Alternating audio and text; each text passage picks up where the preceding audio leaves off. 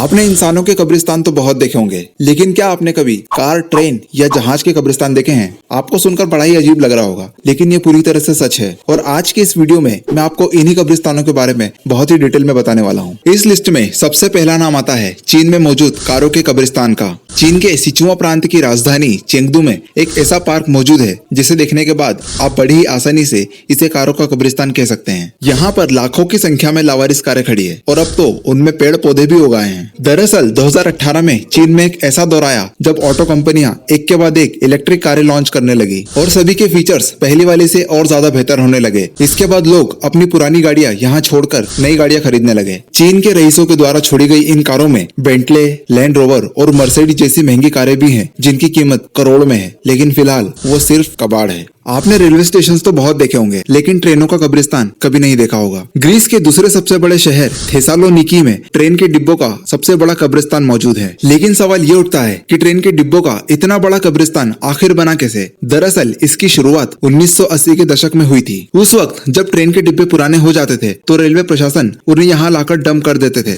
इसी प्रोसेस को कई सालों से दोहराया जा रहा है। इसी वजह से यहाँ पर सैकड़ों डिब्बे जमा हो गए। अब ऐसा नहीं है कि कभी इन्हें बेचने की कोशिश नहीं की गई, लेकिन इनकी हालत इतनी ज्यादा खराब हो चुकी है कि अब इन्हें बेचा भी नहीं जा सकता। गुजरते वक्त के साथ इन डिब्बों की हालत और भी ज्यादा खराब होती जा रही है। घास और पेड़ों से घिरे हुए ये डिब्बे किसी को देखने पर डरावने लगते हैं तो किसी को ये बहुत ही खूबसूरत नजर आते हैं। अब नंबर 3 पर आता है टेलीफोन बूथ का कब्रिस्तान। 20वीं सदी में ब्रिटेन में लाल रंग के टेलीफोन बूथ काफी ज्यादा फेमस थे और इन्हें गली मोहल्लों में सड़क के किनारे रख दिया जाता था। लेकिन समय के साथ टेक्नोलॉजी में बदलाव हुआ और लोगों के हाथों में मोबाइल फोन आ गए। अब उन्हें किसी से भी बात करने के लिए चलकर टेलीफोन बूथ तक नहीं जाना पड़ता था और वो घर बैठे ही आसानी से किसी से भी बात कर सकते थे। इसी वजह से जनरल टेलीफोन बॉक्स प्रचलन के बाहर हो गए और इन टेलीफोन बॉक्स को शहर की सड़कों से हटाकर उत्तरी यॉर्कशायर के कार्ल्टन विनियोट में शिफ्ट कर दिया गया और देखते ही देखते ये जगह टेलीफोन बूथ का कब्रिस्तान बन गई। अब नंबर 4 पर आता है कुवैत में मौजूद कार और बाइक के टायरों का कब्रिस्तान। कुवैत में एक जगह है जिसका नाम है सुलाबिया और यही मौजूद है टायरों का सबसे बड़ा कब्रिस्तान। पिछले 17 सालों में यहाँ 40 मिलियन से भी ज्यादा